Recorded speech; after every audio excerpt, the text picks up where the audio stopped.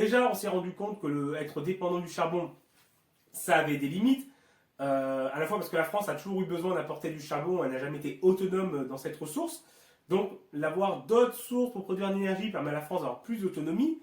Et en plus, on s'est rendu compte pour la Première Guerre mondiale que les mines du Nord étaient limitées parce qu'elles étaient vraiment dans une zone frontalière. Elles ont été inutilisables une bonne partie du conflit. Ce qui veut dire qu'on a deux problèmes. Le charbon et les énergies frontalières qui, en cas de guerre, sont une limite. Parce qu'on a récupéré également les mines de Lorraine qui ont les deux problèmes également. Et jusque-là, les barrages, dont je vous avais dit, on les avait fait dans les Pyrénées et les Alpes, qui sont également des montagnes frontalières. Le Massif central, c'est bien, comme son nom l'indique, c'est au milieu.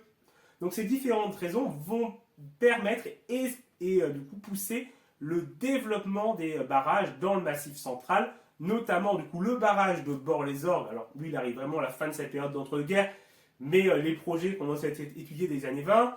On a le barrage de Marège, le barrage de l'Aigle, etc.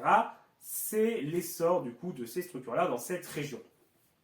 Cela s'accompagne également d'une politique plus interventionniste de l'État qui déjà durant la guerre va encourager le développement des centrales avec une augmentation entre 1914 et 1919 de 80% de la puissance installée. Mais là, il y a des lois qui sont mises en place pour que l'État en fait, ait un rôle d'acteur, de pilote du développement des barrages, notamment avec la loi du 16 octobre 1919 dont le texte commence par « Nul ne peut disposer de l'énergie des marais, des lacs et des cours d'eau quel que soit leur classement, sans une concession ou une autorisation de l'État. » Donc globalement, il faut une concession pour exploiter une centrale qui a plus de 4,5 MW de production, de puissance, et en dessous, on est sur un régime d'autorisation administrative. Donc c'est plus léger comme démarche, mais il y a quand même un certain contrôle étatique. Globalement, durant les années 20, on a une multiplication par 8 de la production hydroélectrique du pays. Globalement, avant 1914, l'installation hydroélectrique la plus puissante était celle de l'Argentière sur la Durance avec 28 MW.